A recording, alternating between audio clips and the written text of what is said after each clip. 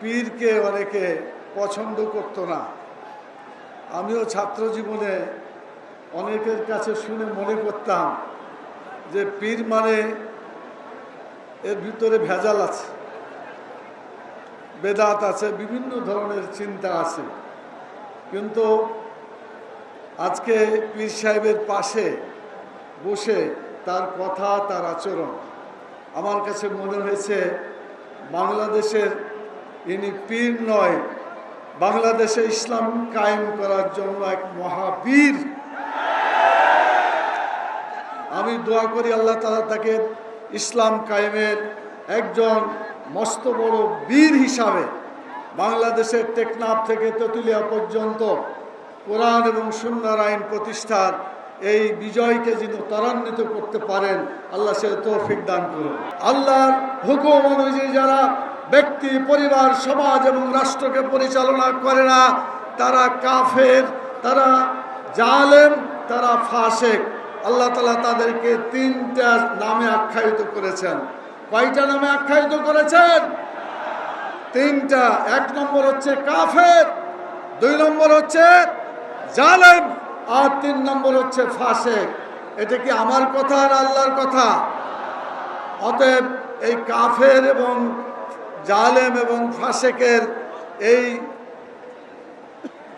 অপবাদ যাতে আপনার ঘাড়ে না আসে, বাংলাদেশের 18 কোটি মানুষকে বলবো যে আসেন আমরা বাংলাদেশকে চালাই মানুষের আইন দিয়ে নয়, আল্লাহর নাজিলকৃত যে বিধান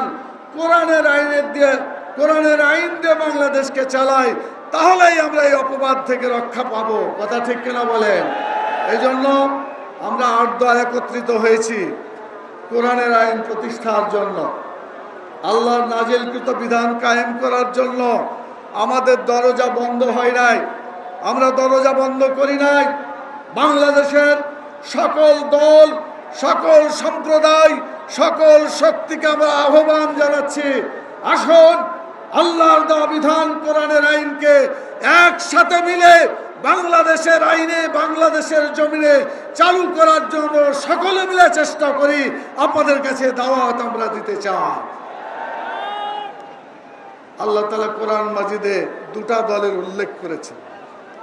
তিনি বলেছেন হিজবুল্লাহ, আল্লাহর দল। আর একটা দলের কথা বলা হয়েছে হিজবুশ শয়তান।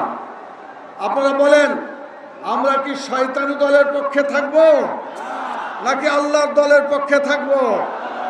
যারা যারা আল্লাহর দলে থাকতে চান 2 হাত তুলে আল্লাহকে দেখান, আল্লাহকে দেখান।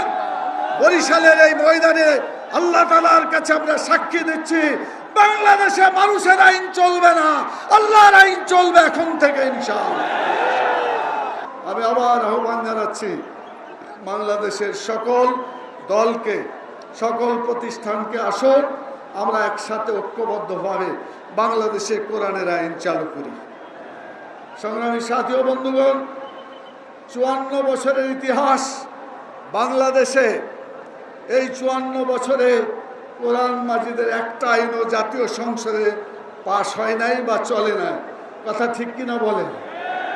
54 বছরে বিগত দলগুলো আল্লাহর আইন চালু করার কোনো ভূমিকা রাখে নাই।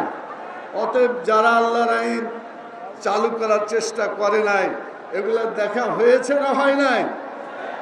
আমরা সবাই দেখেছি। এ দল দেখাও শেষ, ওই দল দেখাও শেষ। আগামী দিনে ইসলামের বাংলাদেশ।